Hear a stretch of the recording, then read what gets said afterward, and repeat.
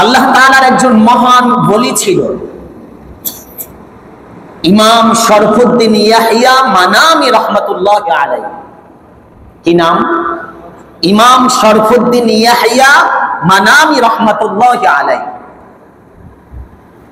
উনি ছিলেন আওলাদে রাসূল আশরাফ জাহাঙ্গীর সিন্নানি রহমাতুল্লাহি আলাইহির মুরিদ। সুবহানাল্লাহ বলেন। আওলাদে রাসূল। আপনাদের সামনে এই কথাটা তুলে ধরার দুটা মাকাম আমি আপনাদের সামনে পেশ করছি।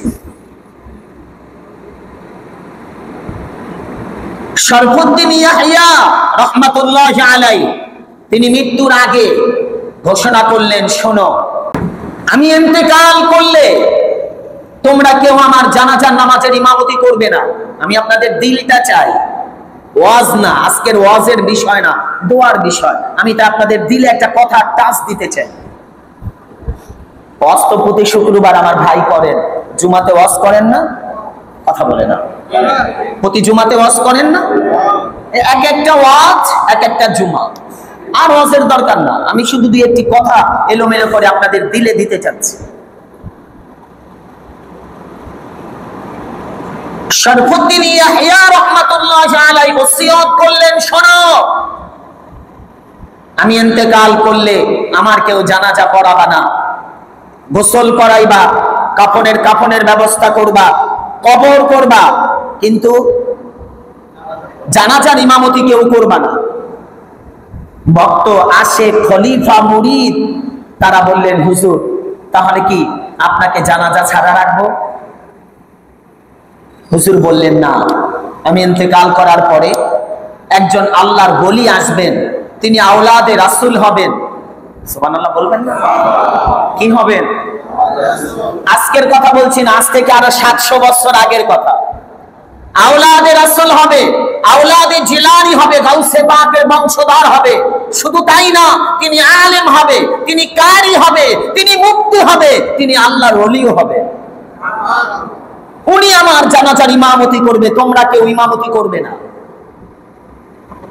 ঠিক আছে, ভক্তরা অপেক্ষা।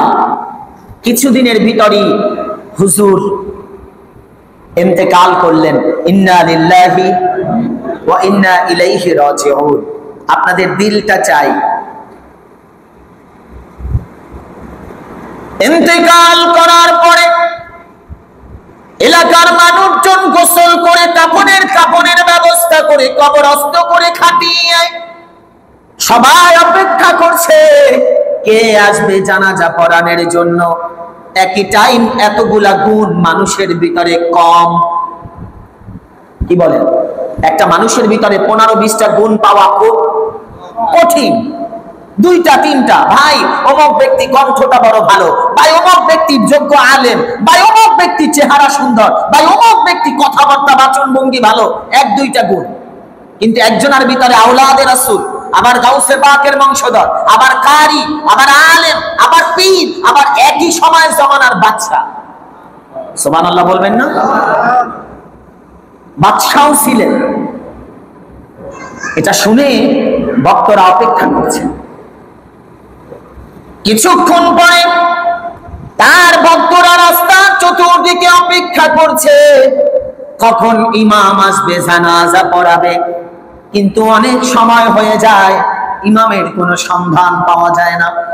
হঠাৎ করে তাকায়া দেখে দূর থেকে একজন নুরানি চেহারার মানুষ রওয়ানা, কিন্তু যার চেহারা দেখতে পূর্ণিমার চাঁদের মতো সুন্দর দেখা যায়।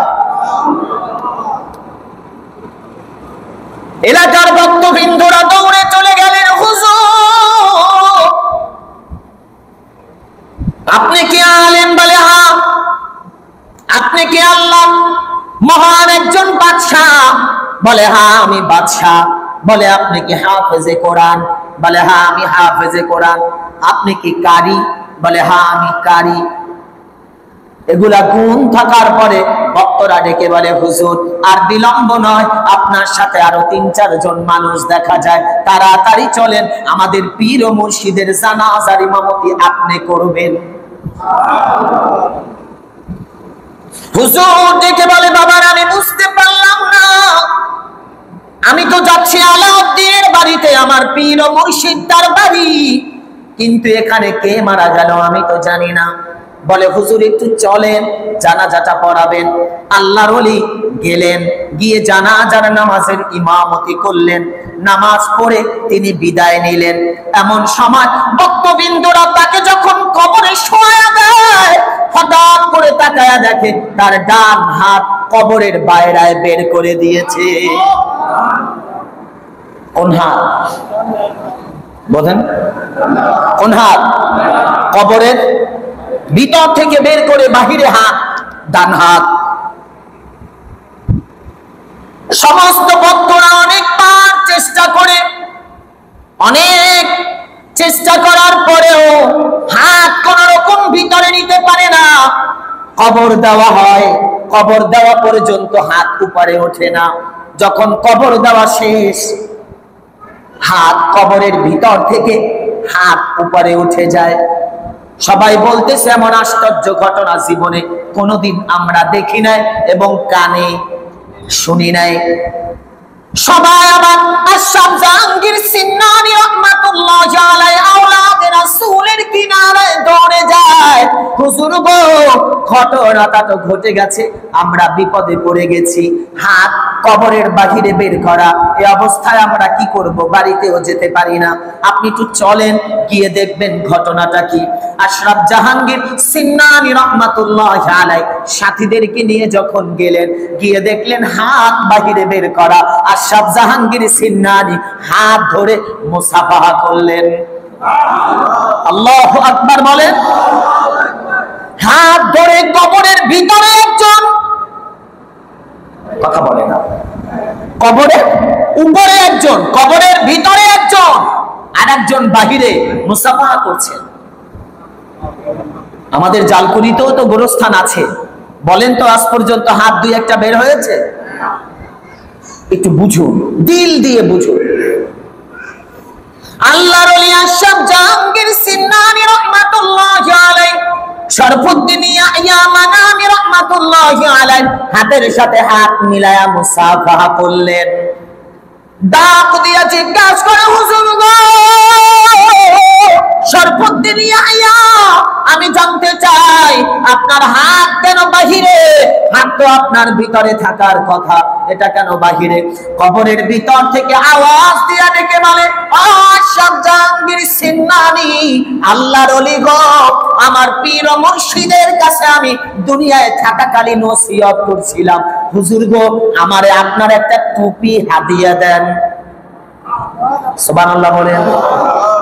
হুজুর, আপনার একটা টুপি আমাকে হাদিয়া দেন, এটা আমি সব সময় দেখব, কাছে রাখবো, আমি আপনাকে স্মরণ করব এটা দেখে।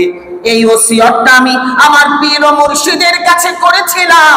আমার পীর ও মুর্শিদ আমাকে একটা টুপি দিয়েছিল, আর আমি আমার ভক্তবিন্দুদের কাছে ওসিয়ত করছি, বাবারা, আমি ইন্তেকাল করার পরে আমার কাফনের ভিতরে আমার পীর ও মুর্শিদের টুপিটা দিয়া দিবা। হুজুর, আল্লাহর ওলি আশরাফ জাহাঙ্গীর সিন্নানী আমার ভক্তবৃন্দরা আমার কাপড়ের ভিতরে টুপিটা দিতে পারে না, ভুলে গেছে। আমি তাই কবরের ভিতর থেকে হাত বের করে দিয়েছি আমার টুপির জন্য। এখন যদি এই মুহূর্তে আমার টুপিটা আমার হাতে দেওয়া হয়, আমি আবার টুপিটা নিয়ে আমার হাত কবরের ভিতরে ঢুকায়া দিব। একটু মুহাব্বতে বলা যাবে সুবহানাল্লাহ। আল্লাহর ওলি হাত বের করে দিয়েছেন কিসের জন্য? কথা বলেন, কিসের জন্য? টুপির জন্য। যখন টুপিটা আবার এনে দেওয়া হলো, উপস্থিত হাজার হাজার মুসল্লি লক্ষ্য করে দেখলেন হাত আস্তে করে টুপি নিয়ে কবরের ভিতরে হাত ঢুকে গেছে, এখন আর বের হয় না। একটু বলবেন সুবহানাল্লাহ। আলেম আর আল্লাহর ওলি হলে মর্যাদা বাড়ায় কে? একটু বলেন, মর্যাদা বাড়ায় কে? রাসূল আরবি বলেছে, আলেম হলো দুনিয়ায় সাধারণ মানুষের তুলনায় এমন, দুনিয়ায় চন্দ্র যেমন, তারকা যেমন চন্দ্র যেমন, চন্দ্রের আলো আর তারকার আলো এক নয়। তারকা যেমন ছোট দেখা যায়, এটার আলো যেমন কম, এর তুলনায় চাঁদের গোটা আকাশে কোটি কোটি তারকার ভিতরেও একটা চাঁদের যেমন আলো, একটা চাঁদকে যেমন স্পষ্ট দেখা যায়, তাম পৃথিবীতে কোটি কোটি মানুষ থাকলেও একজন আলেম